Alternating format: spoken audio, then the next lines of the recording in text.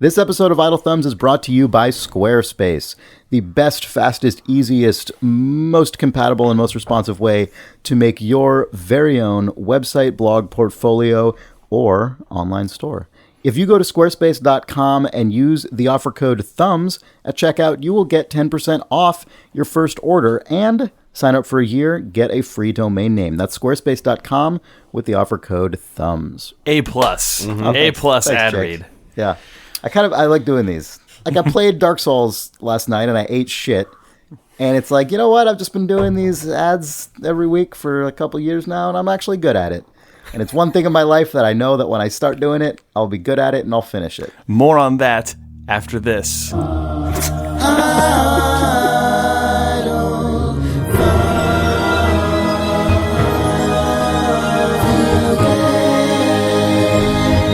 It's April 14th, 2016. This is Idle Thumbs 258, I believe. I'm Chris Remo.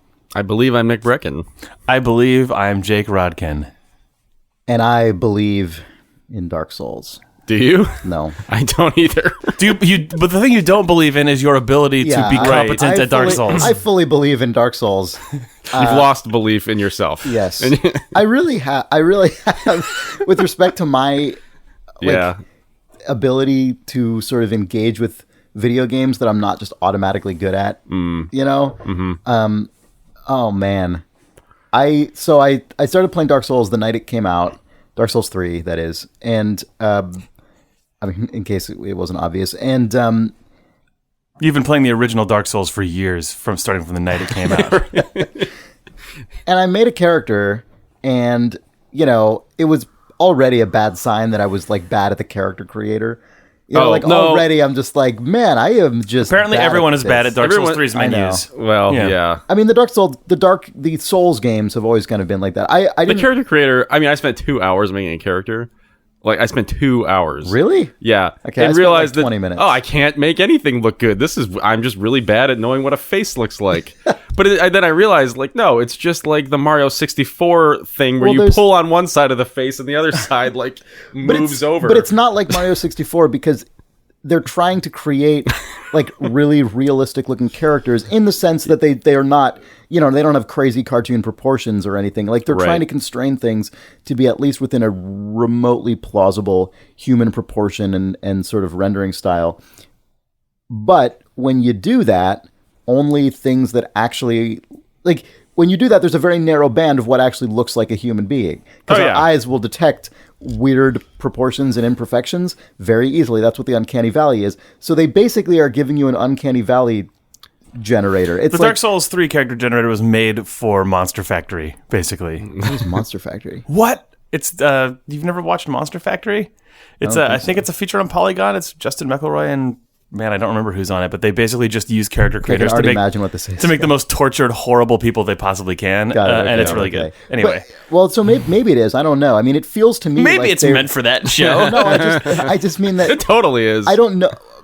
Maybe you could actually make a totally crazy looking thing, but my experience with it is that you can just make a sort of weirdly distressing and disturbing. You can either make a pretty convincing human or an unsettling, off human. Well, like, you know what I mean? Okay. Like, because again, they're giving you such a tight range of bad people faces. Yeah. And so it's like, you can just be just like 50% outside of what reality would be. Is that bad though? That sounds like good. That sounds like what what you want. It's sort of demoralizing because I'm already. It also sounds like maybe what you want. Well, it's a good lead into Dark Souls because right from the beginning, I'm already like, oh man, this is just slightly wrong. This is just kind of and really hard to do weird. well. Yeah, really hard to just nail. And you know, I'd played Souls games before, although I didn't play Bloodborne or. I did play some Dark Souls 2. I played the early ones the most, just because they fit into like what I was playing at the time, I guess. But by which I mean Demon Souls and the original Dark Souls. And so I in theory get how this game works, right? Like I get the sort of patience and like importance of timing and dodging and you know like exploration or the particular kind of exploration these games have. I get that stuff. But I'm just really bad at it now. And it's kind of like if you took a calculus class tomorrow. Yeah, it's like, I understand how sine things, there's like cosines. Limits. Yeah. Oh, I remember seeing this symbol before. Mm-hmm. Now take a test. Yeah, exactly. Over and over and over again. Well, and they do this like the classic thing where you fight failed. a boss. You failed super early on. Yeah, and I'm just like, oh fuck this. Like, so I created a character first. And it was like a magician or it was a sorcerer. Yes, please. And because I was trying to get closest to a wizard. Mm-hmm. And I just didn't really think very hard about what the sort of strengths and weaknesses of that class are. And so I found myself using my crappy dagger a lot. And I'm like, man, these just like shitty early enemies. You have to hit them like a bunch of times before they die. And it was like already concerning. And then I eventually realized, oh, you're really actually supposed to be using the magic with this. The magic is actually what's powerful with this character, and yeah. And then when I got to the first boss and like the first form, I'm like, okay, this is fine. And then it explodes into this just like terrifying goo monster, which looks really cool. Like the design is like really great, I think. But just nope. With my shitty, slow, wind-up wand where my guy has to, like, stand there and, like, generate a little magic missile and shoot it off. Like, meanwhile, this crazy thing is, like, swiping halfway across the arena. So I died a lot. And then I started over last night, and I literally made I just took the actual default character, the one that they give you. I'm like, they probably know what is good for a baby. And so I didn't change one single attribute. I changed the name to game, and then I just pressed confirm, start game. And it was like a revelation to just like kill every enemy in one hit. I was like, oh my God, you can just kill all these guys as long as you don't let them hit you very much. And then I still ate shit on the boss like a lot of times, and then I Alt F4'd the game. Oh man, yeah, that's extreme. I made it past that boss. I was surprised actually because that boss. I feel like I played every Souls game at this point for 30 minutes and had the exact same experience. Like, I don't know if you have this experience, but I feel like the first level of all of these games, including Bloodborne, feels like literally the same like mental process for me, where it's, oh, there's an incredibly difficult boss in the first 2 minutes of this game. Oh, okay, I got past that. All right, now there's a level that I'll just never get through. Like now there's like a hallway with like 6 guys, and I just know I'm just gonna fucking get owned over and over and over again. Did you progress very far in any of the games of this lineage? No, I've never broken past a boundary of You were especially in Demon's Souls. Souls, I remember, was the one that I really played a lot of that game. Yeah. I went deep into that game. I don't know why. I feel like I frequently have this reaction to things where, like, the first weird, like, jankiest one in the series is the one that I like the most. Like, Mass Effect 1 is by far my favorite Mass Effect. And like, it's also just, I think, for you, the first one that you play, once you play the sequels, you're kind of like, I played it.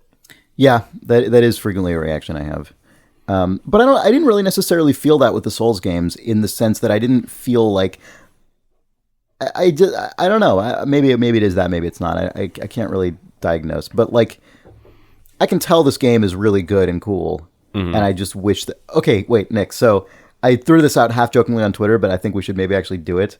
Do you want to come over to my apartment? Oh yeah. And we can stream Dark Souls, and people can tell us. Yeah, why not? Why we're why you're shit at it, babies, and how to be less bad. That's the only way to do it. Because I mean, that's the only thing that's going to happen if we play this and put it on the internet. Yeah, but people are going to tell us we're terrible. That's fine. I legitimately believe, like, having known you as long as I have, and like having played games with you for a long time, I think we can succeed. You think I've known you for years, and I know that in your heart, is the heart of a great dark champion. Soul. Yeah. In your heart is a dark soul.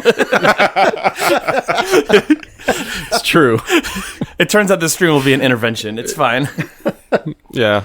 I don't know. Right. I think we could. It was so funny because you sent me that link last night to that YouTube video from 2010 of us playing StarCraft and like nuclear striking enemies. Man. Which that was a funny thing to see, but it was coming right as I was just like, well, I can't play video games anymore. Like, I'm bad at them now forever. I mean, especially because last week, we played Hyper Light Drifter, and I did actually play more Hyper Light Drifter and like surpassed the part I was stuck in. I just got the one health. I just perfected it in and I got a bunch farther. Although I still find that game to be sort of like, I don't know, illegible or something. Like there's a lot of just like graphical elements that I literally don't understand what they're trying to communicate to me. But maybe I want to hear from Jake about that. So I don't know. Is there anything you wanted to say more about Dark Souls? No. I mean, yeah, it's. I apologize to our listeners. Probably like love Dark because that game is so much in the the zeitgeist, and like everyone is so excited about it, and then we come on the air. I will say, I don't know, I'm bad. I will say that for whatever reason, I booted up Dark Souls 2, and that didn't really capture me. In Dark any Souls kind 2 of way. is often listed as sort of the redheaded stepchild of the Soulses. Well, but I don't know. I mean, people will tell me I'm wrong for even asserting that as not a Dark Souls person. But what's wrong with redheaded stepchildren? Why is that a thing? Why are they bad? Sorry, I don't know. I've always wondered that. I think they're Irish. That's honestly fuck. It's not a redheaded stepchild. It is the odd one out. Sorry, odd ones. Yeah. I think I've heard that too, but I don't really know why. Because I didn't really play it very much. But yeah, I played Bloodborne. Ask Nels Anderson. Yeah. I played Bloodborne. I really gave Bloodborne a shot. I feel like this one, though, maybe it's just because I've been playing a lot of games lately that are difficult and that have this kind of curve. Yeah. But I feel like maybe I'm ready to just dive off and just go for it. Like I had the feeling in my dark soul that like I'm probably going to just well then you should definitely come over and we should definitely do this because I feel like for whatever reason I don't know if it's you felt just the that pull this of game, the dark soul. Yeah, I felt like okay, I beat this stupid boss. How much harder can this be? So let's stream and I'll find make it out. harder by mixing you a stiff tiki drink because I've gotten really into that over the last few weeks. That's fine. I'm sure that's a great combination. It's like a really precise Twitch game and drinking. Just fill yourself with sugar and hard liquor. Yeah, but sometimes that kind of helps, I think. I think sometimes playing a game like that, being overly self-conscious and self-aware about every single thing. Like, remember when we played a lot of Spelunky? I feel like frequently my most amazing Spelunky runs were the ones where I didn't realize how well I was doing until I was like way farther than I'd gotten the last dozen runs. You know what I mean? Yep. Actually, there's another game I want to talk about this week related to this stuff, but called Enter the Gungeon. Oh yeah, I didn't get to play that. But maybe let's talk about Hyper Light Drifter a bit first, because our Hyper Light Drifter follow-up segment. Yeah, well, because Jake, you've actually played it, and you had not played it when we last. Yeah, I've put about an hour into it, which I think is a little bit more than you guys had played last week. But I've now put in at least that much. Yeah. My experience with Hyper Light Drifter was probably aided by hearing about your guys' experience with Hyper Light Drifter. You guys were having a lot of difficulty sort of just reading the state of the game and reading some of the internal language and not knowing where to go and how the combat worked and whatever else, because the game is super opaque about that stuff. So I went into it first being on last week's episode and then reading what people said on the Idle forums about it. Yeah. Idle forum thread about it was great. It was very helpful. Like, the thing that it made me realize is my instinct. I started playing first without reading anything just to try and have that experience. And then the thing that I read on the forums that actually helped me get, like, basically break through and not be totally wrecked by this game is that the combat in it works like a brawler or something and not like a Zelda. Like, my expectation, because the structure of it is so Zelda-like, is that if you touch someone, you'll be hurt. Right. And that you can't get up in people's faces unless you're basically going to use your sword or your weapon as an extension of yourself. But it actually works like a Double Dragon or something, where you can touch people, or like a fighting game. You can be up against a character, and it's only when they're in an attack animation that you're going to get hurt. You don't lose health just by being near people. And you know what's a funny thing about that, just as like a weird sidebar, that really reveals how much the language of games is sort of arbitrary and like trend driven, right? Because if you actually flash back to the age when Zelda games and brawlers were made in a sort of low resolution technological context, like the one that Hyper Light Drifter intentionally chooses, right? Like a 320 by 240 or something resolution. I don't know what resolution. It's higher than that, but it's got that same feeling. Of double pixels. This game is higher. Yeah, you're right. This game is obviously higher than that. It still feels like at least 2x. Like pixels are made out of 2x2 blocks. SNES era roughly is what I mean. Yeah. At the time, all games of most games, right, that had a sort of third-person character control, especially top-down, or the sort of weird pseudo top-down of a side-scrolling brawler, those games, they were anywhere as equally likely to occur. But now, most of the time, when someone chooses a retro aesthetic based on that era, generally speaking, it is more likely to be Zelda-style combat or Mario-style combat or something, to the extent that Mario has combat, where touching the enemy harms you. Yep. Right? Like, there's... because of just the way that, like, the indie scene that favors that aesthetic has shaken out, like, now I have all these expectations for what it means when I see a game that looks like that. Right, but in this game where the combat has, like, it seems like it's at least about combos and, like, doing some short attacks, then dodging out of the way, then doing a ranged attack, and sort of, like, strafing enemies and, like, sort of getting large groups of them to follow you and having some sort of advantage. Yeah, you couldn't do it, but yeah, you're right though. Without any preconceived notions, your expectation is just it's a Zelda, and like that totally owned me. But I was fortunate enough to figure out early how the currency system works, and hearing people's misunderstanding of how locks on doors work, I got that's like going into it with enough knowledge ahead of time made me like this game is a game that is for me, I think. Yeah, no, that's awesome.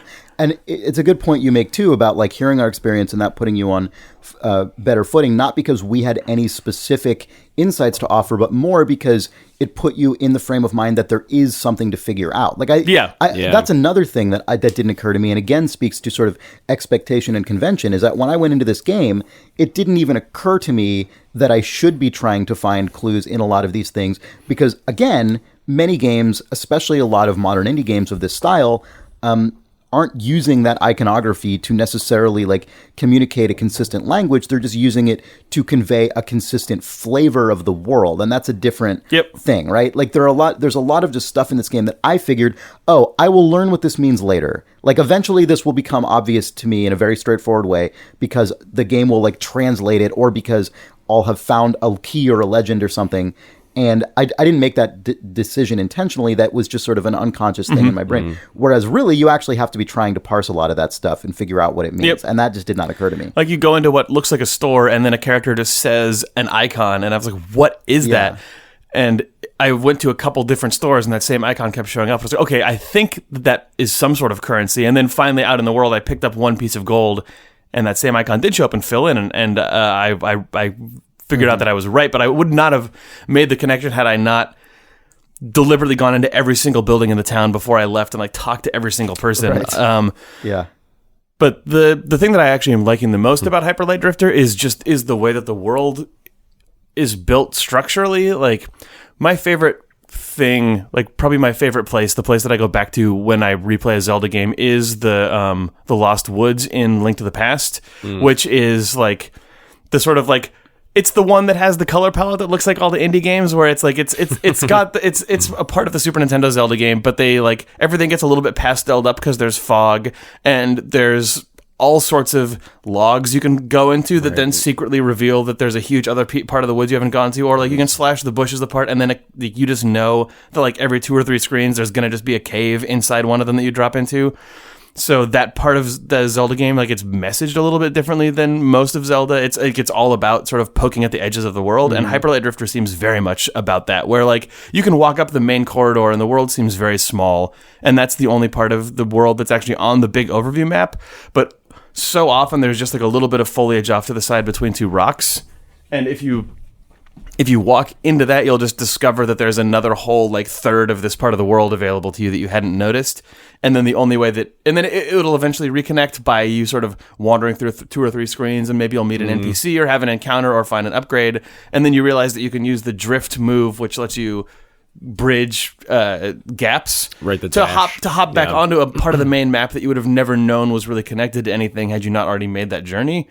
So like, I've honestly had probably fewer enemy encounters than I should have in that first hour because I spent so much time just like finding all the weird pockets of the map as I was playing, and I like that totally devoured my time, and I found it really fun. That's represented at least my last hour of the game. I've probably played several hours of this game by this point, And my last hour, I've been sort of hugging like every ledge. Because there's crazy shit out there, like dashing across stuff.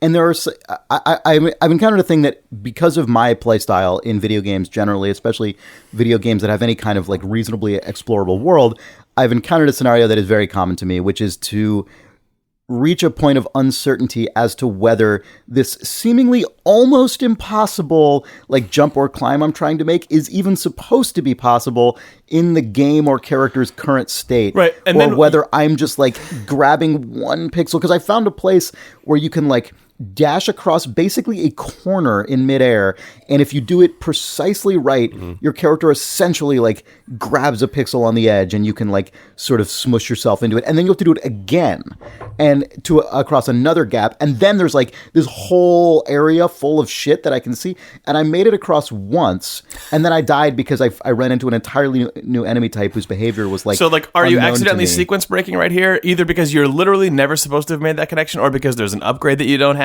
or Right. because this is deliberately put there by the designers Yes. for a mega skilled player who's good at the drift move Exactly. to get to. I have no idea. And in a game like this, I feel like I can't know. That's also okay, until probably, right? It is okay. But the time when it actually becomes kind of a bummer is in a game, and this isn't a criticism of the game, it's more a criticism of my like obstinance. But in a game like Ori, the Blind Forest, I got really into stuff like this, and then 30 minutes later, I would have like a triple jump or whatever, and that part is literally inconsequential. Just Right. Absolutely the least challenging. You thing don't know ever. in Hyperlight Drifter if there's going to be some upgrade path Yeah, you haven't exactly. hit yet. Yeah. Yep. Oh, well, I didn't. So I now at least have seen. Now I understand what the upgrade paths are in the first place. When I first went into the upgrade buildings that allow you to like upgrade your various stuff, I thought that was like an explanation of stuff I could already do. Oh, okay. I thought it was like training rooms. You know what I mean? I'm like, okay, this is like the place where Is you that 'cause go you to like fight the scarecrow thing, like you do in a lot of video games, Right. You know, and this is just telling you like these are the ways you do these attacks, and I'm like, well, I don't get it, so I eventually left. And now I've upgraded. I have the like Zelda sort of swing the sword around in a 180 degree arc sort of thing. Well, I guess in Zelda it's 360, but I think in this game it's 270 degrees or something. I don't know. The small dumb thing that I found the most difficult to internalize in Hyperlight Drifter, and now that I do, it's better, was your character moves. Like your character's visual representation is very much like Link. It's a pixel art character, and it has, I think, 8 different angles that you're drawn at. You're drawing moving up, down, left, right, and 45-degree angles in between. Yeah. But the actual drift move is entirely analog. You can drift it. You can do the jump, the blink Yeah. at any angle that your analog stick points at, and there's no visual representation on screen of the angle that you're going to jump at until you've executed the move. That took me so long to figure out because I thought that I would snap to up, down, left, right, and 45 degrees, and I would always fall off a cliff. And it frustrated me a little bit that the gun that you have, it's weird that you have a gun, but I find it really cool. I like it a lot. I like it but I'm because terrible at it because I think of what you're about to say. Well, the gun actually draws your trajectory. You put the aim button down, and then you can see the analog sticks. You can see the angle that you're going to go, swing around, but the drift doesn't have that at all. Wait, is that a gameplay option? Because mine doesn't draw where I'm going to shoot. You have to hold one. Are you playing with keyboard and mouse? No, I'm playing with a controller. Yeah, with a gamepad, you press one button to aim, and your gun comes out, and there's a radial circle around your character, and you can swing that around. And then when you let go, or when you press the shoot button, there's just a tiny dot that swings around your character. Does it trace the line between you and the dot? No, it's just a dot. But at least you I just can. literally didn't notice. It's a really I must subtle. be that blind and stupid. It's very small. It's really subtle. Because I find that the actual animation, like the angle the arm is drawn at, your character's extended arm, it is not. Don't look at that. good You've got to look at the dot, but the drift doesn't even have the dot. Right. But yeah, I found the combination of having your melee attack of your sword and the range attack of your gun really cool, and I guess you technically have that with Zelda because you have a bow and arrow and you have a sword, but I never play Zelda the way that I play Hyperlight Drifter. Probably in part because the gun does have that analog movement where you can go anywhere and then shoot at a character. I don't know. It's that combo feels really good when you get good at it. I agree. Yeah. But yeah, I wish as you were moving your character around, it had a little like red dot floating out on a ring that showed you the actual direction that your analog stick was being pressed. Because I've gotten better at it by feel now. I just wish that both had an actual radius drawn. I wish that both the gun and the drift had a line. That's all I want. Yeah, it seems like they must have deliberately wanted you to get better at playing it by feel, so they don't put the art that's up. the thing that I'm always perpetually bad at. Yeah, like I'm pretty good at using a controller just generally in the sense that like any video game player would be, Right. but I'm definitely better at using a mouse and keyboard. And for games that don't play as well with the mouse and keyboard, I frequently feel like my aiming with my left thumb or my right thumb, depending on what the game controls are, is just always suffers. Yep. In a first-person game, I'm pretty good at it, but these like top-down, draw an exact radius, man, I never feel like my brain is mapping it correctly. A combat system only console kids will appreciate. Well, not really, because none of that those didn't exist when any of us were kids. Oh, Those that's like true. analog sticks. So That's true. But I mean, Maybe you're just too old, Chris. I It's am too old for games. That's what I've learned about all this stuff. No, you know what it is? It's that when you were a kid, hours just flew by and you became the equivalent Yeah, of like a became good at Dota 2 literally master on every fucking game because you just went, I The spent hours an flew entire by, week playing this and also every day after school. Your brain was like made out of like memory foam, so it would just remember everything that you do. Yeah. And, like, Yep. Yeah, it's sad. Your brain mattress is old and gross and just has an imprint in the shape of you. Help me, Casper. Yeah. Yep. Just sitting there in your MeUndies. Just old man Letting Remo. letting my brain mattress rot. Yep. And then it's going to say you died eventually. Yeah. Yeah. All right. You want to take a break? Yeah. Yeah, Why okay. not? Video games. Huh? This episode of Idle Thumbs is brought to you by Squarespace. Squarespace is the best, easiest, most responsive, most user-friendly way to create your very own professional website, portfolio, blog, or online store with no coding or web development or design skills required. It's drag and drop. It's really easy.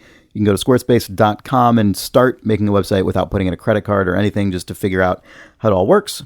And if you go to squarespace.com and use the promo code THUMBS, you will get 10% off your first order. And if you sign up for a year, you will get a free domain name. So we have another Idle Thumbs reader who wrote in telling us about a website created with the Idle Thumbs, with the Thumbs promo code. He writes, "Hey Thumbs, I wanted to thank you for recommending Squarespace and wanted to show you my own website, prettypunk.net. Here my friends and I post our various projects. It's still in its infant stage with a game editorial page titled Glitch, but the most consistently updated project is a podcast my roommate and I host called The Macabre Sort. My roommate and I discuss horror films in a Siskel and Ebert-esque style, but to a lesser degree. We swear a lot, but we're working on it.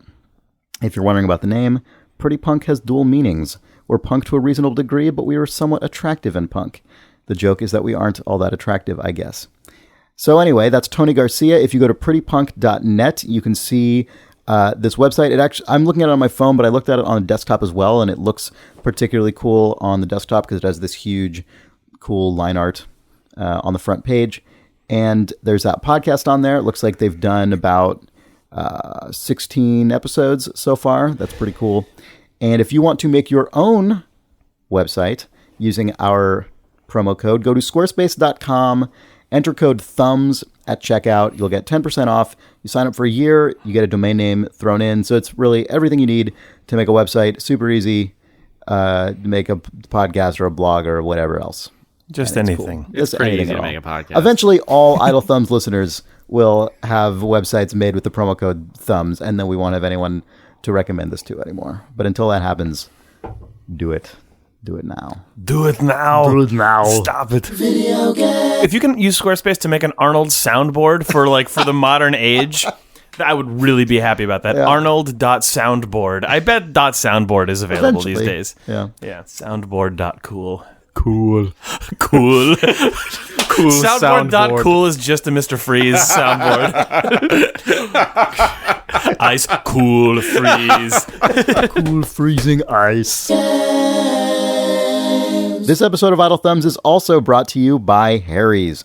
Harry's will send high-quality shaving equipment and razors directly to your address, whatever sort of address it is. I had my bi-weekly shave yesterday, and it was really nice. Nice. Felt really good to bust out the Harry's, just get my neck all smooth.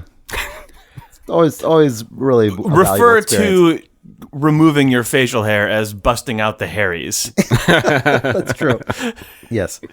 It's really nice. They send you the razor handle, the pack of razors, the shaving cream or gel. They've got a face wash now. They have a sort of nice like aftershave sort of little gel, which is nice. And referred to as little gel. A little gel. It's like comes in a little, little squeeze bottle. And it's nice. It all comes in a very compact box, and there are known as the big box. A little box known as the big box. And it's really nice. It's very, very affordable. They have a starter kit that gets you all of the basics for $15. But if you go to harrys.com and use the promo code thumbs, you will get $5 towards any purchase. So you can get that $15 starter kit for only $10, which is a ridiculously good deal. So yeah, I would recommend that. harrys.com and the promo code thumbs for $5 off your first order. Thanks, Harry's. Don't mention it. Thanks, Harry.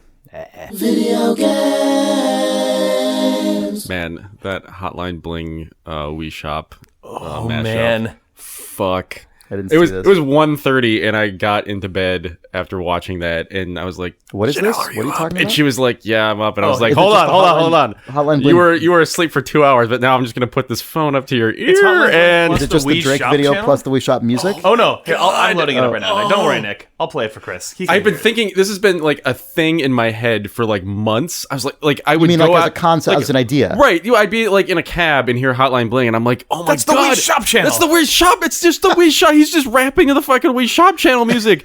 Clearly somebody's got to do this mashup. And like I never like it just I just always been in situations where it was times just when you had no agency. exactly or like no headphones or just anything. So I finally remembered yesterday and it does exist and it made me so happy. I just went to You used to call me on my. You used to. Yeah. You used to call me on my cell phone. That's really good. Yeah, it's really good. the best part is the end of this stanza of this.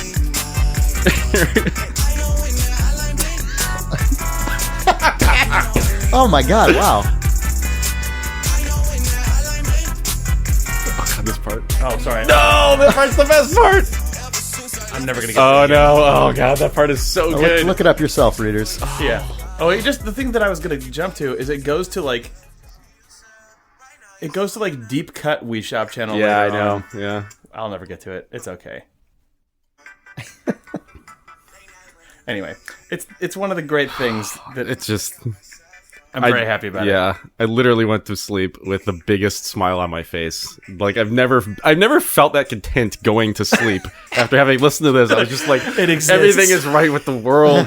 That this is this happened and it's the best version of it. That Yeah. Yeah, Oh, it's God. really good. that the part where it just goes dot dot dot dot dot dot and then like keeps going. Yeah. Oh, it's so good. Oh man, because whatever he's doing at that point is just exactly like in sync with it. Oh god. Anyway. Nick, it just makes me happy to see you so happy. Oh, thanks, Chris. Yeah. But don't worry, there's a dark soul underneath, just waiting to escape and die. All right. It another also ad? continues the great tradition of Nintendo music and rap music over the top of each other. Which That's true. The Kirby Snoop Dogg. Yeah, Yep. yeah, Oh, yeah. one of the best. Yep. Video games. I guess I could talk about Enter the Gungeon if we don't, if we don't have an I obvious. saw this game on the Steam store. Yeah. Didn't know it existed prior to that. I think I heard about this game months and months and months ago and didn't understand that Gungeon was a play on gun. And I just heard the name and I'm like, that's an off-putting name. I don't know. That's, It's still that off-putting. sounds grody. I think grody was like the Grody is a term good that popped to mind. classic. I had dad only heard about term, Enter the yeah. Gungeon because it's on PS4 and we made a PlayStation 4 theme for Firewatch that turns a lot of the scene really bright yellow. And it's apparently the same hex value as the Enter the Gungeon icon, which is just like a little happy cartoon man. face. Oh my God. So if you have the Firewatch theme and Enter the Gungeon, it just looks like a floating weird face in the middle of your PlayStation UI because the icon blends perfectly into the theme. Yeah. And I saw a screenshot of that and was like, what the hell is this? Oh, it's a game that maybe I want, but then I didn't play it yet. The screenshot to me looked like you know what, it's a sort of bullet hell shooter, right?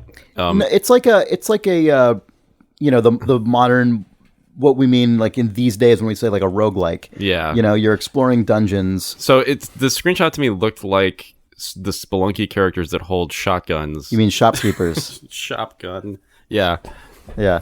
It's a, you know, it hits a lot of the same enjoyment notes that something like okay, this is a weird collection of games, but like Rogue Legacy or Binding of Isaac or kind of Spelunky, but not Yeah. I'm going to leave Spelunky out of it, I guess.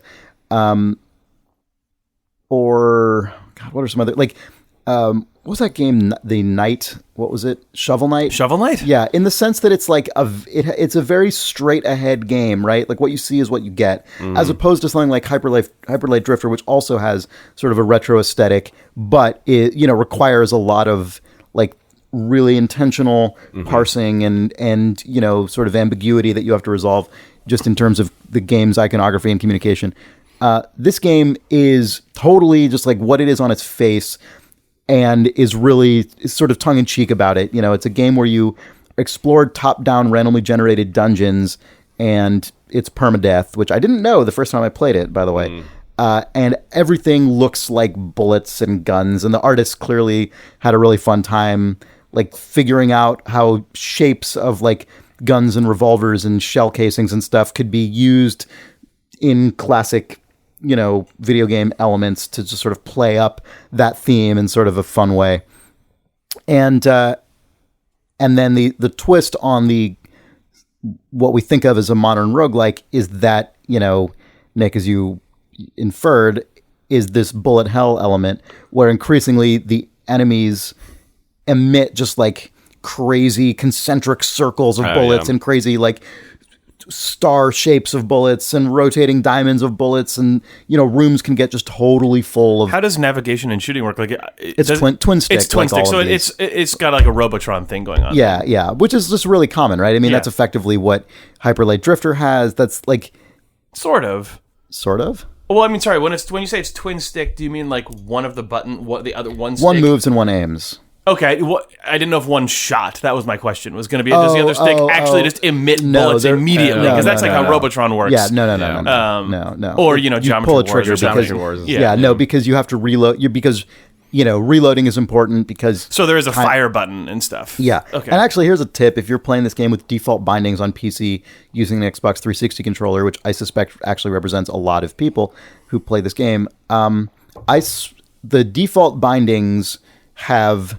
shoot on the right bumper, and I basically just swapped both the right bumper with the right trigger and the left bumper with the left trigger, and the resulting everything from swapping those two things just make the game feel much better to me. So if you're playing this game and you feel like the controls feel a little bit weird, that's my recommendation. The trigger swap. Yeah, and if they don't, then great, you're already set.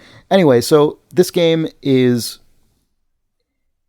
It was a good thing for me to play in between my Dark Souls sessions, which is what I did, because it's hard, but it's the kind of difficulty that is sort of dumber difficulty, you know, and was like really suited to me because it's like the kind of thing that I can just do, which is like, okay, the entire room is just going to be full of bullets and you just have to sort of constantly have that adrenaline going to evade them just everywhere. And just, it's that kind of like high octane adrenaline that I generally take to pretty easily. Yeah, you know, it's a thoughtful version of that's hard. Yeah, right? It's like Dark Souls is like it's not just like every second you're constantly evading something. It's like, okay, you have to be really careful about the way you evade this and how you evade it and like what that leads you in the position to do. This game is just like, bullets everywhere and just don't get hit by them and that, you know. And it's more like life, really. I don't know if that's true. But I don't know.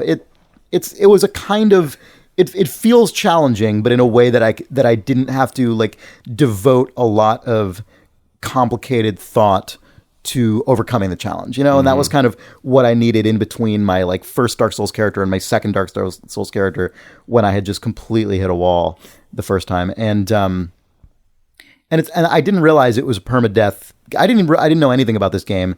I suddenly saw some mentions of it, and I'm like, oh, that seems cool. So I grabbed it, and I made it past the first boss and like well into the sort of second dungeon before I died for the first time, and then went back to the main menu, and I was completely flabbergasted because I didn't know to expect that. So I was like, wait, how do I like?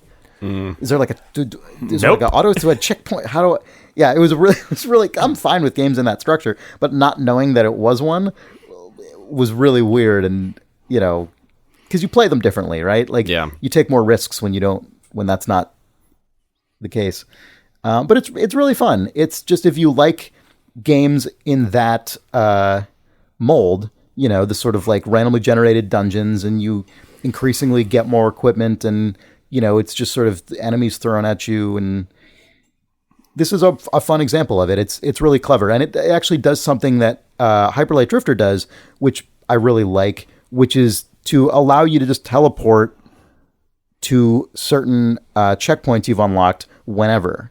It's using it for a different purpose than Hyperlight Drifter does. Hyperlight Drifter does this to sort of connect large chunks of the map with one another, whereas on any given dungeon level, like any given like floor of Enter the Gungeon, there will be like half a dozen of these teleporters. So it's really just to remove backtracking. It's like, okay, I've explored the entire like southwest quadrant of this.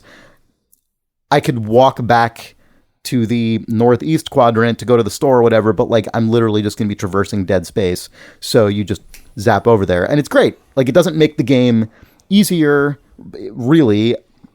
It just kind of removes some of the bullshit, like pointless walking, in a way that feels very natural and smart. And I like that both. I like it in Hyperlight Drifter for slightly different purpose, and I like it in this game.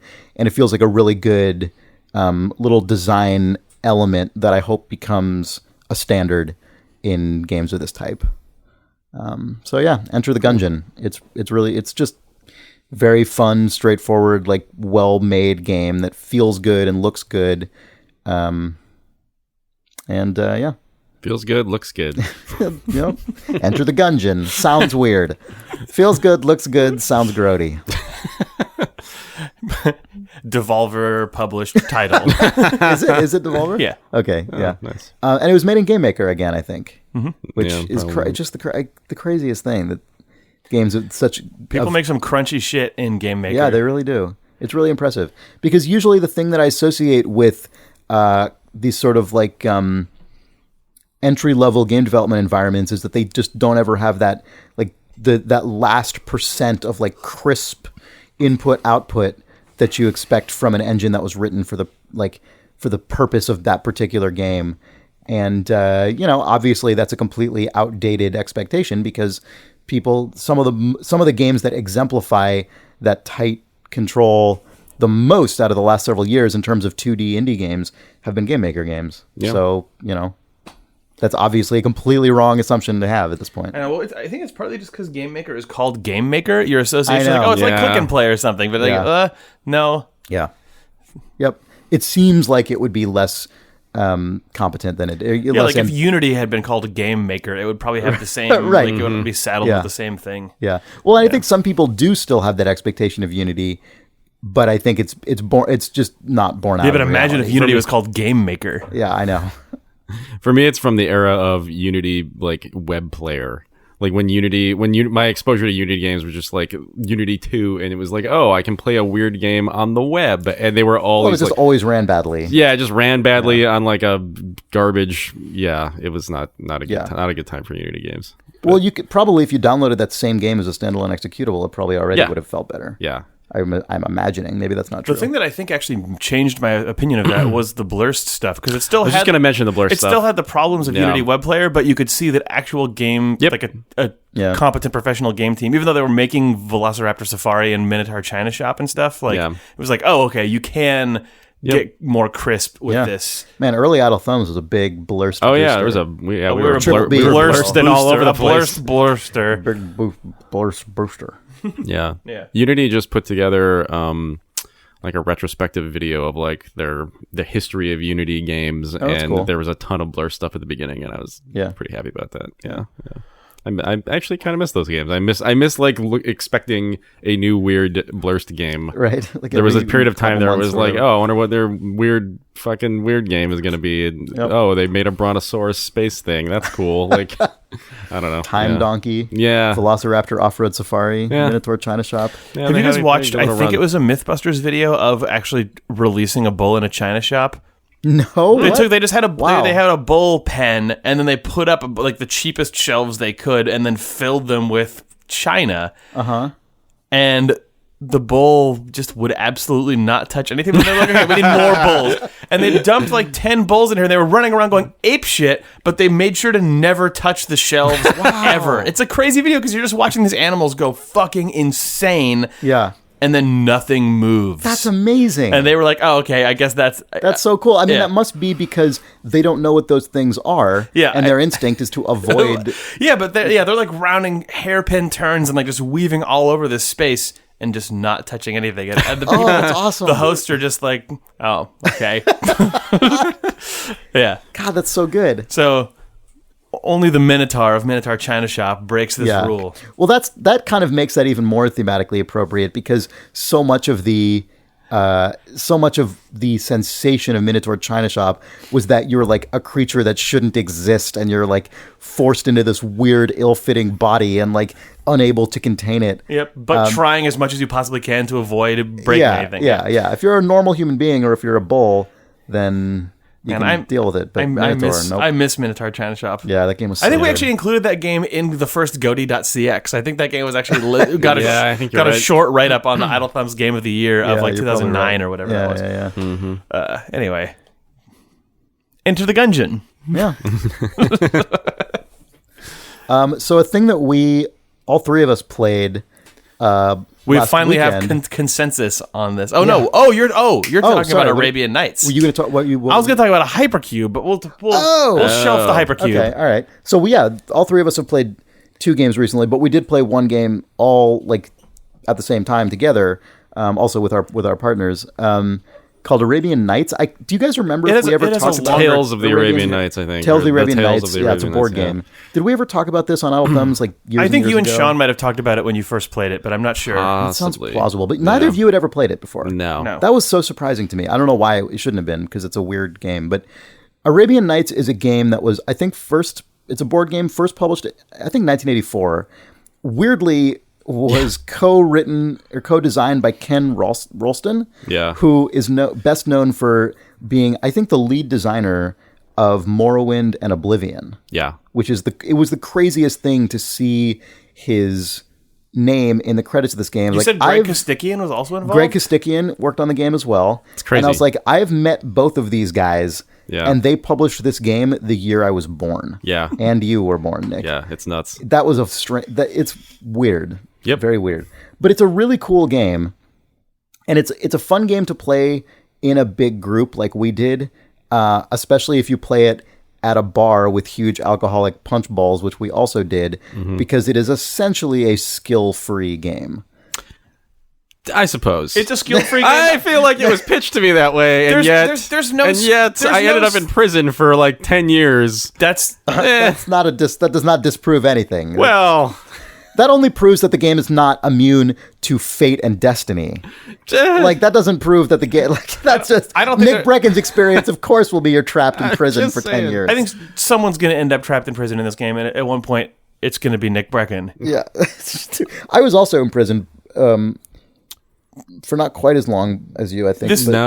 This game presents as some sort of overwrought, systemically complicated game where everyone is trying to navigate a gigantic map to achieve goals, but it's mostly a crazy, complicated machine to try and roll a unique choose-your-own-adventure story that happens Jake, across the board. you compared it to 80 Days, which I thought was interesting. It feels very much like 80 Days. It feels very much like The Yogg, if people have played that. Those games both feel very much inspired by this game, I think. Yeah. I would be curious to know if they are. The game, again, is called Tales of the Arabian Nights. It's a board game. In Arabian Nights, everyone who's playing picks a character, and it doesn't matter which character you pick. They don't have stats.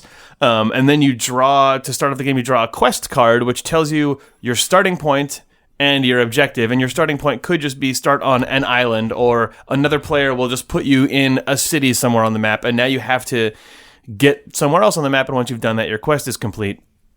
But all that ends up actually happening each move, you'll move X number of spaces, however many you're allowed to move, land somewhere, and then you draw an encounter card, which says basically roll a dice, do some things on this card, and then you cross-reference that through a really overwrought means to eventually just read a paragraph out of a book that tells you what happened in this space. And sort of over the course of all of these encounters, a story is built up out of parts that you sort of weave together in your brain. And I don't know. I mean, that seems like that's basically the whole point of this, just to sort of hear the weird story that happened to you over time. Yeah.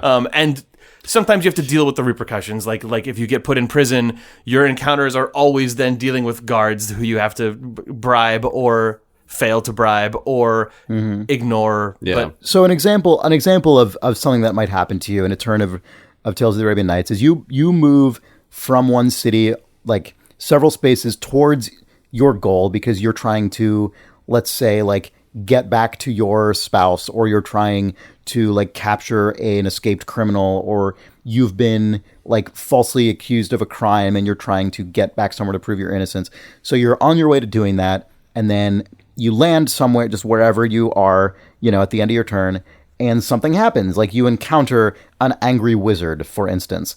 And then you have, depending on what kind of thing you've encountered, you have generally about 10 different verbs that you can do in response. You could, for instance, like pray to the wizard. You could offer to aid the wizard. You could try and hire the wizard. You could attack the wizard. You could run.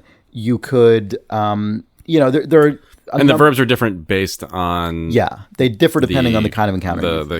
There's like a matrix. there's like 6 different verb sets or something like that, or 10. There's a lot, yeah. And then based on, as Jake was saying, based on that, you like end up looking up a paragraph in this tome that has thousands of possible outcomes. And then each of those is often further affected by what skills you happen to have. So let's say you choose to pray and you have the skill piety. Frequently the outcome will differ whether if you are pious or not pious, and if you are, generally speaking, that will be a better outcome because Allah will like heed your prayers or whatever. And, and there's or the wizard just happens to be a religious man in a way that you had no way of knowing, but just by chance your encounter turns on a dime. It's possible to explain this game and have the person listening to your explanation assume that like, okay, so you determine based on your skills and the kind of thing, like what you should do. No, you don't. Like you think all that it means, like you sometimes can think like, okay, I am pious and I have a couple other vaguely religious traits. Maybe if I choose to pray, something more interesting will happen. That's the only like guess you can make where you're like, if you're a character who is like lucky and beguiling and has the ability to hide or something, you could probably trick or rob people and something more interesting might happen, but that doesn't necessarily mean it's something better will happen. It just means that like maybe you'll be thrown in jail in a way that you wouldn't have before, or maybe you'll be given a bunch of money, or maybe that character will decide to fucking kidnap you in a way that wouldn't have happened. But it's just like you can influence the likelihood of opening a different fork than the default one, but it's not advantageous. It's just it can be sometimes. Sometimes I would say those are more often than not more advantageous than they otherwise would be. But the point of the game really is just like to have fun with a bunch of your friends and like sort of implicitly one-up each other with the outrageous stories that are happening. And the best environment to play this game in is one in which the people playing are like bought into the idea that just like crazy shit is happening and you're going to like play up how outrageous it is all the time, right? Like this would not be a good game to play with people who are min-maxer board game people. Yeah, the point is to relish the story. Yeah. And the weird turns. And it's really fun. The point is to be happy that you're in jail the whole time, Nick, and not be mad about it. I was not Nick's happy. Face is not I know. Getting in jail actually does really kind of suck. Yeah. Although you do still have an encounter every turn. But, it's just always with a jailer. Yeah, that's true. Also, I think over a number of plays, I think you would kind of start to remember certain things that are somewhat advantageous. It's a fixed because content I know game, now so in jail, if I wait twice, I'm good. yeah. So I think there are certain, but yeah, generally speaking, it's more just a story generator, which is cool. I don't know. It's like surprisingly enjoyable to play a game like that was literally hadn't really I mean, my quest as like, I don't know, I forget my guy, but Sinbad. I was Sinbad. Was to become the champion or something, and the goal was to literally like run into another character and beat them up and just be cooler than them. Yeah. But there's no real way to do that effect. Like there's no way to like actually you could just move towards other characters. The most strategy you can employ is to avoid other characters for a while, get cool, and then go back and find a character and beat them up. But like again, I ended up in prison for a number of years, so I was the least cool guy. If there's any strategy at this game, and I don't know if this would like necessarily consistently take you very far, probably social engineering would be the most effective strategy of this game, because very, very frequently you end up in situations where you lose control of your character, or like the winds of fate have scattered you, and you need to rely on another player to like move your piece or put you somewhere. Well, and if you could like Jake was ensorcelled for a long time, which meant that other people were moving you, which I guess if in a more competitive environment, maybe people would actually like. Deliberately move Jake you could have tried the middle of nowhere. I think I got to pick who moved me though, which helped, because that's true. Like if I knew you were trying to fight me, I could have just not had you move me. Right. The thing about Arabian Nights that I think is fun, or like sort of it's the feeling of it is you're living in a world of completely insane, unpredictable fates that are going to just bat you around, and you're going to be rewarded or you're going to be punished or whatever, and you kind of. It's a lesson in rolling with it, and just sort of like life is going to take you all sorts of fucking crazy places, but you'll probably still eventually get to the thing that you wanted to get to, or you won't always get there. But I don't know. It's a game that is entirely about just rolling with what the world deals you over your life. You know what I want in a way that is cool. That's true. While we were playing the game, I think, Jake, you said, like, man, it'd be really good if there was an iPhone app that just allowed you to just rapidly look up the paragraph that is associated with that encounter. The other thing I want is for that to exist, but then for it to also track who's looking that up, like, and associate it with the character that they are, so that at the end of the game you get just a full printout of all of their story. So you get because there's no reason why you couldn't just also track that. And I don't know, you sort of naturally build that up. The bureaucracy of Arabian Nights is the weakest link of the game, I think. You get to an encounter, you have to roll a dice, add that to some numbers, add it to some other numbers on the card, look a thing up twice, and then you get a paragraph. And it feels like all of that stuff could be automated, but with a tech add-on, with a phone app, but still keep the board and still keep the big tome, because why not? But anyway, it's a pretty good game. It's pretty fun. We also played Hypercube. On the opposite end of Arabian Nights, we all played Hypercube. That's true. Super Hypercube. Hypercube for VR. PlayStation VR. Yeah. Jake, you talked about this I've talked about Hypercube a couple times, I think. Yeah. But now we've played it. Yeah. It's really, really good. It's so good. Yeah. I knew I was pretty certain I would enjoy it, but I hadn't actually played it. And the thing that is so great about this game, so I think I've sort of alluded to this on the podcast before in discussing VR, and I don't expect everyone to feel this way, because obviously a lot of people don't feel this way. But in VR representing like a full traditional video game world is cool, and it definitely feels cool for a moment to me, but it doesn't feel like it's not lasting in how cool it feels. At least it hasn't been so far in my experience. That could change, but the reason for that, I think, at least in my case, is that eventually I just sort of my disbelief gets suspended, and I'm in the video game world the same way that I am when I play a game on a traditional like monitor or TV. And eventually that just kind of fades into like my overall sort of just, I'm in this game now. Whereas for whatever reason with Super Hypercube, because the thing that is surrounding me is so stylized and crazy and abstract and like cyber themed, my suspension of disbelief is just not really part of the equation. Like, I'm not ever going to believe I am in an actual world surrounded by neon, like, lights and lines and stuff, because that just isn't, it's not presented as a coherent world, and it's not trying to be. And so it's always the weird spectacle. Like, there's always just, like, weird shit flying around my head, and it always feels cool and noteworthy. And it's just, I just like it a lot. It's also, just really the good. thing that is relevant to how the game works is just the 3D position of your head. I feel like there's no other weird inputs that your brain has to try and abstract and then just turn into. There's nothing to normalize, I guess. Like, even like a lot of VR games that I've played that use the Vive controllers or Move controllers that then turn into your hands, I feel the same sort of suspension of disbelief happens, but in a way that's cool. Like, there's like an amazing amount of fidelity that you get from those VR hand controllers, but at the same time, the whole point of them is to become invisible to your brain. And nothing in Hypercube, including the like insane, the way that you have to sort of look around the shape to sort of make sense of it, it's never designed to become invisible. It's designed to always keep you paying attention to exactly what's happening. Yeah, it's a really weird experience. Like, so I hadn't played I had literally not used a VR headset since like the early versions of the Oculus, like the DK1? pre DK1, and then I used the DK1 for like a half an hour, and like the experience. So you haven't really used anything that has the full position tracking of your head, really? Then, like, where you can move around a lot, right? Okay.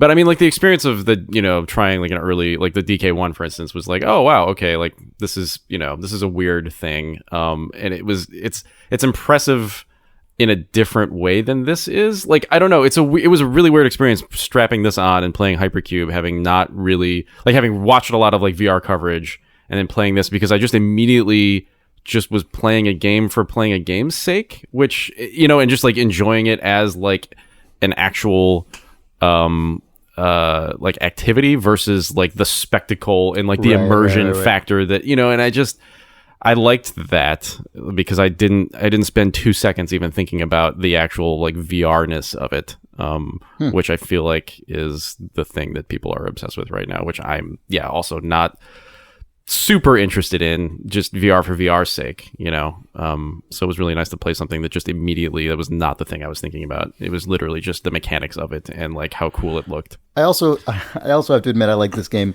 Part of the reason this week this game I think hit so hard for me is because it's like the simplest structure of a game that exists, which is that you start the game and this one repeating mechanic goes, and then you do it as much as you can, and then that's it, and that's the entire game. I remember starting Dark Souls. This is like the stupidest comparison, and I don't mean to suggest that like anything qualitatively good or bad about either of these games because of this comparison. It's just an illustration of my brain space.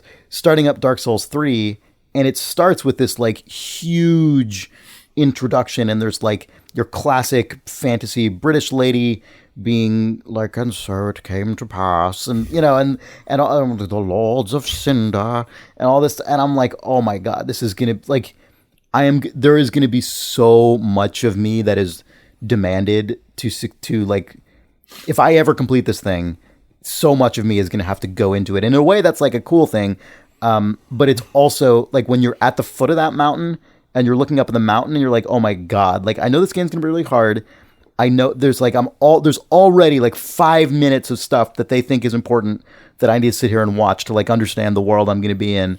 It just paints this expectation of like, fucking get ready, because this is the biggest software thing that's going to be in your life for months, and everything about it is huge in scale. All the bosses are these like lumbering titans, and everything is huge. Everything about it is like huge, and then you get the character creation, and it's like there's like 500 options like just to make your guy. Like everything about it is like maximalist and macro and huge, and it just again, it's not a bad thing, but just it was already overwhelming before I even like press a button, and then or before I swung a sword anyway. And then, like the next morning I came into the office and put on the Hypercube thing, and I'm like, it's just a little square and it goes into a hole, and I just do it again, and it looks really, and it's like colorful. Yeah. And again, that's not a negative on Dark Souls. It's just I remember feeling that like whiplash. Yeah, that really huge strongly. contrast. Yeah, and it was a good like digestif for the Dark Souls experience. Yeah. No, it's good. Yeah. Yeah, it does feel like this device is Tetris, which is cool. Yeah. Like, I mean, it is very close to Tetris. Yeah. I also really like it pairs really well with the PlayStation VR headset to me because I really like that you just put it on your head and it generally works. I don't know if you guys have played with a Vive not. or a I have. I mean, I haven't actually used an Oculus in a while, but all of my experiences with a Vive, there's another guy in the room right. who's Yeah. handing It ships with another handing guy. me things and strapping headphones onto me after the fact and all sorts of stuff. And at every event that I've gone to that has a PlayStation VR, I can always just put it on and play a game. And it's not as insane. Actually, maybe I should talk about the Foo Show. Well, you should talk about the Foo Show. yeah. Also, I have just a general question about the Vive because I've never seen one in person. Mm-hmm. How, like practically speaking, if you have a house that you want to set a Vive up in, are the wires long? How does it work? Because I was actually just thinking about it, like if I wanted to buy one of these things and I was sold on it. I've not gone into a room. Obviously, and the room space is a question, right? But then also, like, does your computer have to be like right in that space? Yeah, like okay. I think so. Okay. I mean, the Vive. Man, that's crazy. The whole point of, the Vive is like you're setting up an experience. Yeah, you right? basically are creating an installation in your home. The PlayStation VR feels like they're very much aiming for like if you bought a Rock Band drum kit, the PlayStation VR is going to be less of an Right. of a fucking thing in your house than like a Rock Band guitar is. As far as the impact it has on your About the same entertainment as center. a Rock Band guitar, less than a Rock Band drum kit. It is. It can hide in a shelf more easily than a guitar can. You don't need It is worth saying about the PSVR. This doesn't really matter very much, but it's a really cool looking.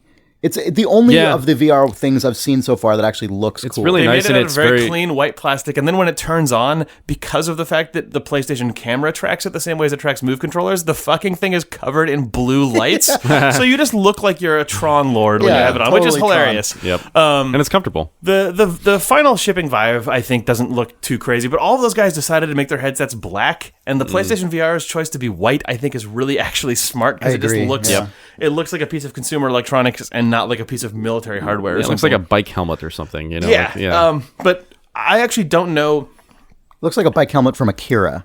Sure. The thing about the Vive has two little tracking dots that you have to place in your room. Yeah. I don't know what is required for them. I think they need some amount of power, but they don't need data because they are basically like a Wii sensor bar. Okay. They're just. I think they're like lasers or IR or something, and they do bidirectional sweeps up, down, left, right inside of them, and they, by way of doing that, the two of them create a tracking grid that knows where you are. Like all of the cameras and equipment that the Vive uses to know where you are in the room is in the headset. I think that's correct, and it just pinpoints the dots. Okay. Whereas I think the way that the Oculus works is similar to how the PlayStation VR works, where there's actually camera rigs everywhere that are tracking you.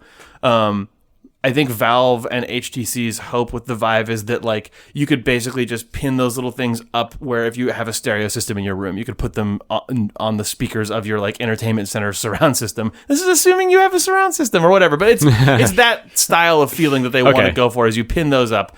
But because there's so much crazy shit going on right inside of the headset, you have to plug it into a sick ass computer. Yeah. So I think you have to have a desktop computer in the room with your VR. Like you're not going to plug your Vive into your Steam Link and expect that to work. Yeah. Because the amount of throughput from the headset to the computer is high. That said, I had the craziest Vive experience and like the craziest VR experience that I think I've ever had by going on this thing called the Foo Show. Will Smith, The Foo Fighters talk show. Yeah, the Foo Fighters talk show was just. Yeah. I know Will Smith from Tested. Formerly of Tested, the site that used to partner with Giant Bomb at Whiskey Media back when they started. And now partners with the Mythbusters the Mythbusters guys, with Adam and Jamie of Mythbusters. But yeah, Will left Tested because he wanted to do a weird VR startup thing, which turned out to be a like talk show / behind the scenes experience of video games and digital media that is not games, I guess. But the pilot episode me and Sean did with him, and it was weird because the way that if you're inside it as a viewer, it just looks like a weird Max Headroom talk show where there's low poly versions of me, Sean, and Will all sitting, like Sean and I are basically on the couch, and Will is the host of what looks like a Tonight Show set or something, talking about Firewatch, and then the second half of the show is inside the lookout tower, and we're wandering around and playing with props and stuff. The lookout tower from Firewatch, the sort of home base environment in Firewatch. We gave him the environment art for that, and he put it into his Unity app, and we walked around inside it and picked up props and played with them and stuff. The thing that was interesting about it is the performance capture was done just with consumer Vive hardware, where me, Sean, and Will were all wearing VR headsets, and we all had the Vive hand controllers, which are sort of motion tracking controllers, in our hands, and then we were all in the same room. There were 3 huge-ass PCs on a LAN. They were all reporting the data to a server. But what that meant was that we were all position tracking. Our positions were all tracked using the same 2 Vive position trackers because they're just lights. Yeah. There's no networking data. All of our headsets can track them and orient ourselves to the same space. So it was a weird experience to be inside VR and look to my right and see a low-poly Sean Vanneman whose eyes looked at me and his hands moved. God. And because he was in the same room as me, like I could hear like the cloth of his shirt move as I saw his hand lift his Vive controller, and they have good IK going so that like his arm rig looked normal, and they had look at cones set up so that if your head moves and another human actor inside of VR is inside of that person's cone of vision, they'll rotate the eyes to look at my Vive camera. Crazy. So I would hear Sean moving around and talking. Oh, and whenever voice is detected on that person's microphone, they just go pop, pop, pop, pop. The mouth opens and closes. So it was actually like 90s VR cyberspace for real. Like as a viewer, I don't know what the experience was like, but being in a space where like I hear Sean talking and look over, see a actual low poly cyber Sean look at me and just go like, oh yeah, what did you think about that thing? And then I am like, oh god, I have to talk.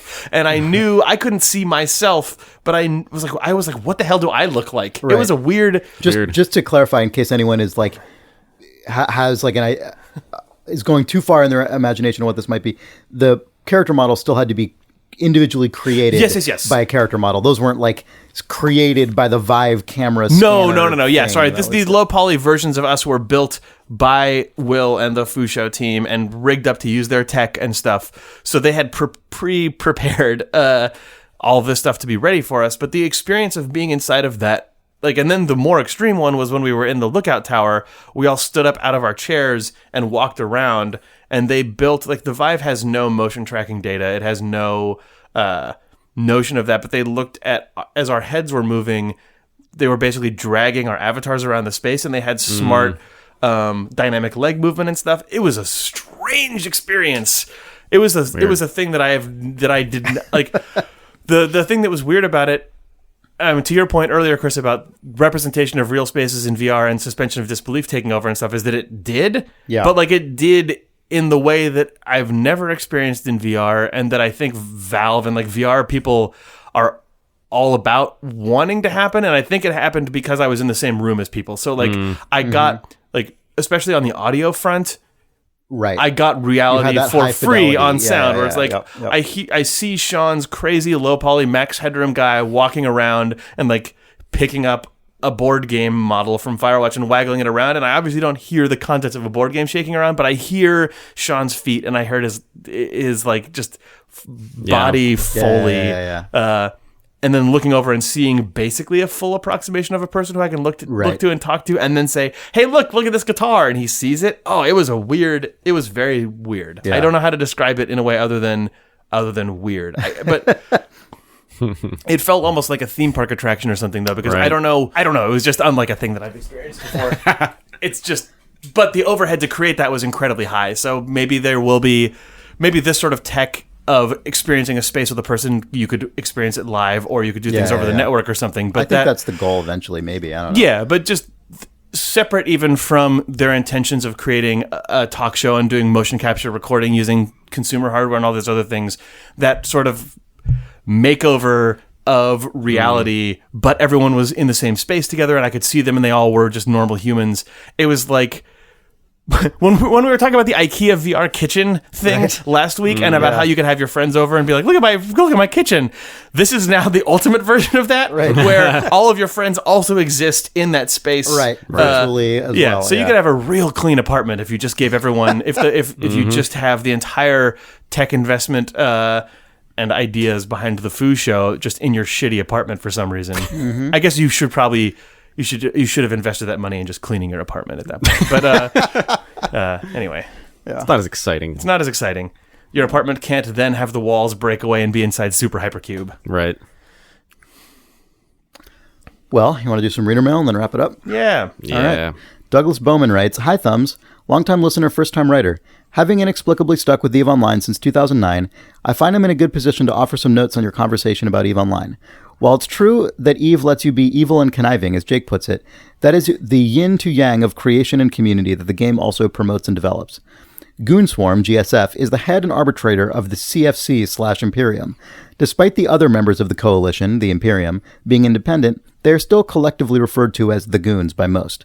The Mittani is the head of GSF, Goonswarm Federation, the Alliance, and is indeed still very much a central political and media figure. The role Nick refers to him having with CCP is official community point of contact. It's close. The Mittani was elected to the Council of Stellar Management, the CSM, a group of 14 players elected by the player base to represent them to CCP.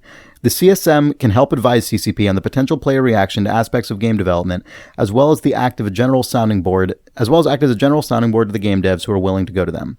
The Mittani was chairman of the CSM twice, but was removed after a presentation at EVE FanFest where he read aloud a mail from a player who was asked to stop being harassed by the GSF members, and the Mittani told the player to go kill himself in real life. Woof. Whoa. Yeah, I made reference to that a little bit, but yeah, I couldn't remember the exact. Uproar ensued, as FanFest is a very big deal in EVE. It is essentially PAX EVE, Iceland. The Fountain War is the book you guys referenced in regard to a book Kickstarter. The book was supposed to be about the conflict between Test Alliance and the CFC. Although the CFC did win the war, Test was not nearly disintegrated, but suffered what is known as a mighty slope for the slope throne. It lost a lot of members, and the population graph dropped off slope sharply. However, Test Alliance has built itself back up and is now one of the stronger groups attacking the Imperium. On the subject of ISK to dollars, CCP provides both time cards and 30-day pilot's license extensions, Plex, in exchange for real-life currencies, as well as a secondary currency for cosmetics called Aurum, which can be used to buy game time. While the price of in-game items can be deduced by converting ISK into the equivalent amount of Plesk, it is against the EULA and terms of service to sell in-game items for out-of-game currencies. This includes Plesk, ships, modules, characters, etc. So technically you can't sell off your ISK for time cards and turn them into dollars without breaching the EULA or terms of service and risk being permanently banned from EVE. You do have to get caught first, so good luck to those willing to risk it. You can, however, pay for your own account with ISK you have earned by purchasing Plex off the in-game market. I myself did this to keep 5 accounts active for a year at one point, while my real-life income did not permit me to pay a subscription fee. I Want ISK is a space casino website and indeed the backer of part of the current war. Essentially, a player from Space Monkeys Alliance, SMA, got a space job at the casino... with duties to distribute winnings to the clientele, since wallet transfers cannot be automated in EVE. The SMA member decided to embezzle a lot of ISK and went public about it, accusing the group running I Want ISK of engaging in real money trading, RMT. RMT is what they use to describe breach of the EULA or terms of service by selling in-game assets for real-life money, as described earlier. The gains and damages caused by those funded by IWI against SMA is one of several events that showed the weakness of the Imperium to those wishing to attack them. This is the first time in years any group of players has attacked the Imperium/CFC. The coalition that formed out of all the players attacking the Imperium calls itself the Money Badger Coalition. This is due to the money coming from I Want ISK and other sources, and the fact that the majority of the alliances in the Money Badger Coalition were once part of the Honey Badger Coalition, the HBC, which consisted of Test Alliance, Please Ignore, Test, Pandemic Legion, PL, and Northern Coalition, NC. Years ago, the HBC was staged to attack and collapse the CFC, but aborted the mission and fell apart themselves. It was this act that painted the target on Test, which later resulted in the Fountain War. Sorry for the long email. Also, sorry for the history of EVE being that of the snake eating its own tail. Min. In-game Daihan Minrock, one of several hosts of the Podside podcast, an EVE Online-centered podcast. Man. All right. This stuff is always legitimately more interesting when it is actually explained by someone firsthand experience. Like I read 3 different like news reports about this on Kotaku and Polygon and stuff, and they were all sort of, I could tell they were theoretically interesting, but I didn't actually come away with any sense of the dynamics, and this always makes it more interesting. Yep. So thank you, Douglas Bowman, for that email. So I just wanted to briefly mention the continuing saga of me playing that stupid basketball game. Good. NBA 2K16. I don't know why I keep bringing this Nick game up, Brecken, except that I keep the playing Wizard.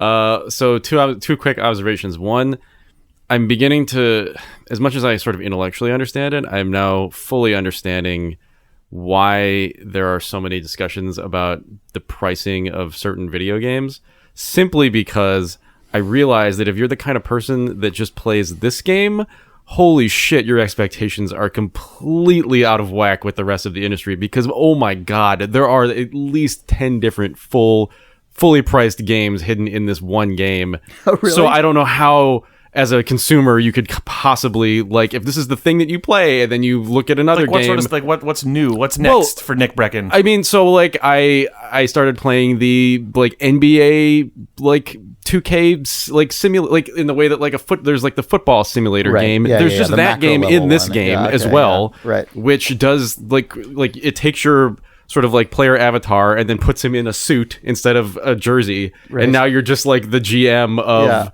of a particular team, and like everything is customizable. It's crazy. You can you can move your team, like you can move the Warriors to like Alaska and just do like everything is like, you can change the sound effects associated with every single play in the game that the arena is playing. You know, when they make like stupid like Mario coin sounds when people make free throws in basketball, you can just change all of that. It's insane. But what's hilarious about it is that like they have like a full like social media, like quote unquote social media feed for like, you know, like every game that's played and everything that happens in the league. There's just like a weird like little like feed that's like just getting propagated. And then also like, so there are all these like points of feedback for like what you're doing as a GM. And so I got to this point where I just did simulated a bunch of games and I thought I was doing well. And then I just started losing like 20 games in a row. And then they'll like trigger like a press conference where the press start to like berate you. And they were just like, the one that hit me the other day was like, here, I'll just read it. The online petition at www.firenickbrecken.com has more than 2,000 signaters now. Oh, register this, please. Anything to say to your fans that have signed it? And then I responded, I don't care what they do or think. And then they will be ashamed of their words and deeds. And then my owner, like the owner of the team, who's like sitting to the left of me, just like gave this look like, God, like what am I gonna do with this fucking guy? Crazy. Yeah, so, it's nuts. By the way, a wrinkle on the thing about someone who plays that game regularly and has inflated expectations about what a sort of $60 game purchase should include. Yeah. The like counterbalance to that is that they have bought this game every year for the, like, if there's five $60 games in that game, they've bought this game 5 times. So I mean, you know, that's true. That's true. I'm not saying that that's going to be consciously weighted in anyone's expectations, but like that is why these games can have that much stuff in them.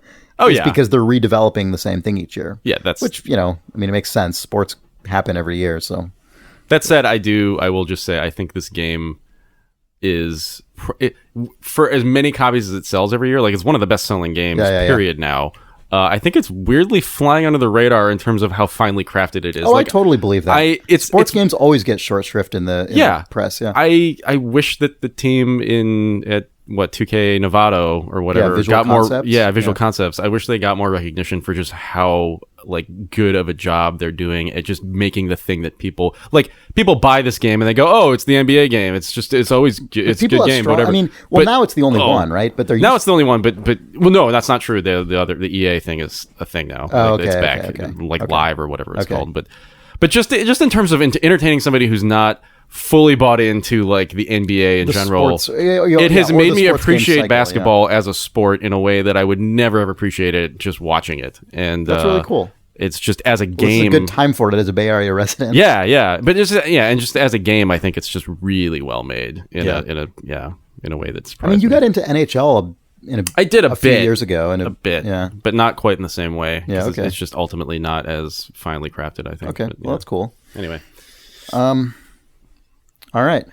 Well, let's see. So Alex Melamed writes in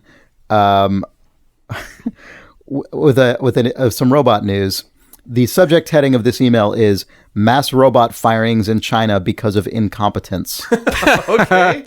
So this is an article on Atlas Obscura, whose headline is, as I just said, subhead, "The robots weren't able to carry soup," one of their former colleagues said. After piloting AI server programs, 3 Guangzhou restaurants have engaged in mass robot firings, Shanghaiist reports. 2 of the formerly robot-employing restaurants have closed down entirely, and the remaining one has fired all but one of their non-human staff members. What does it mean for them to be fired? Destroyed? You don't want to know. Yeah. Literally fired with fire in a furnace? Yep.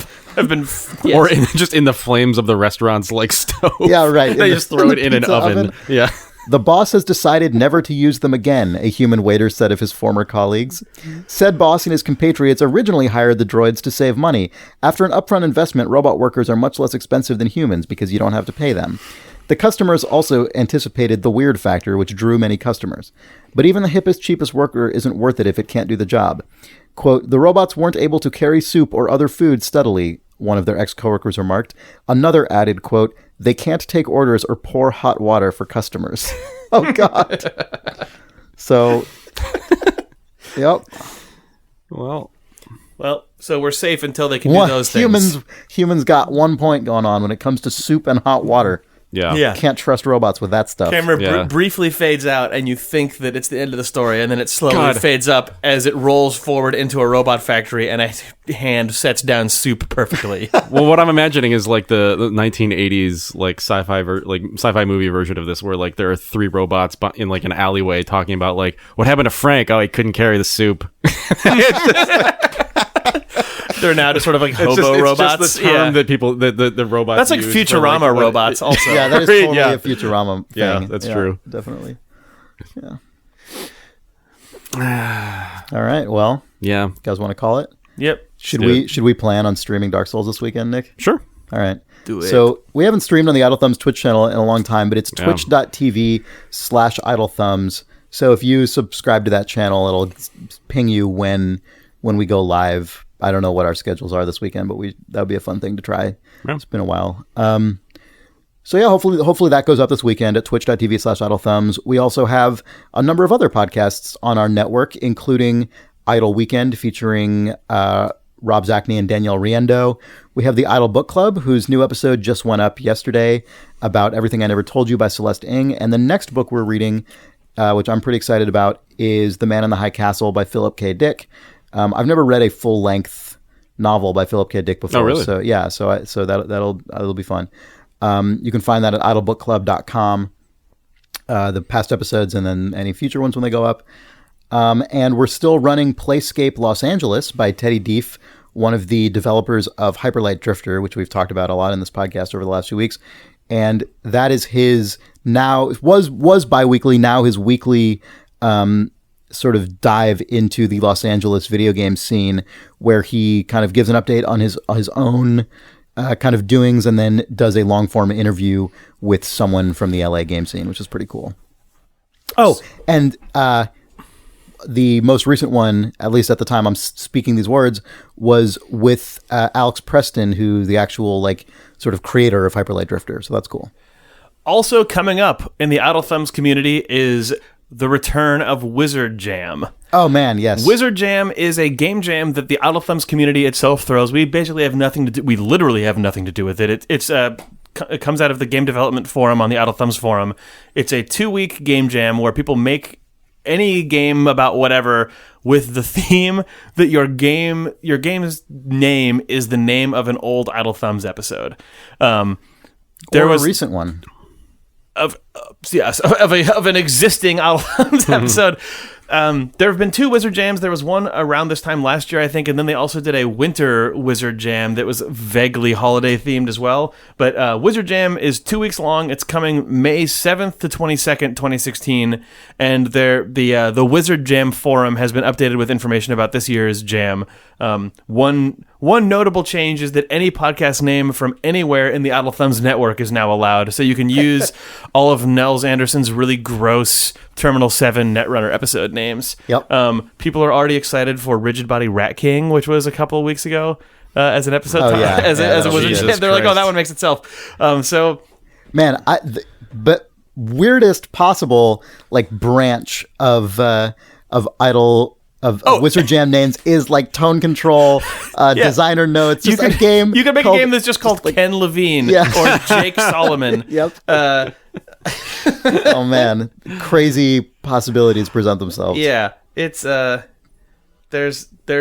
some good stuff. Also, the thing that I really highly recommend doing is going to the Wizard Jam forum and look at the trailer that they've cut of. It's a montage of past Wizard Jam games. No. It's an amazing trailer. It's wild. The stuff people have made in the last 2 Wizard Jams is really impressive. Like, it's a mix of people who very clearly are like indie or AAA game developers, and also people who just have never made a game before, and this is an excuse because the community is really friendly and welcoming, and the stuff that people turn out at the end of these things is crazy. It's really impressive. So we should really like try and commit to streaming the results of this one this time, which we totally failed to do. We could do an all singing, all dancing Wizard Jam triple threat stream and play through like 70 games. We could, but I don't want to commit to something too big because we haven't even done the simpler version of it in the past. That's true. So we should really try and stream the results of this jam because it's just watch the trailer. Even if you have no plans to participate in the Wizard Jam, it is such a fun trailer to watch, and it will get you totally pumped up about small scale games and game development. It's really cool. Wizard Jam 2016 thread also has links to the itch.io galleries for the previous 2 Wizard Jams, so you can also get really quick access to all of the games in the trailers from that thread. So check it out. It's on idlethumbs.net. Hit the forums link, and there's a Wizard Jam forum in there this is the only thread in it right now because the previous 2 jams have been archived. So check that out. Yep. And so that's that this week. Thanks for listening to Idle Thumbs. You can find us on Twitter at Idle Thumbs. We're on Facebook at facebook.com/Idle Thumbs. And you can send us mail. We didn't read a lot of mail this week, but we always get really good mail, and we will, I'm sure, have a chunkier reader mail section. Next week, send it to questions@idlethumbs.net. And thank you for listening. Bye. Bye.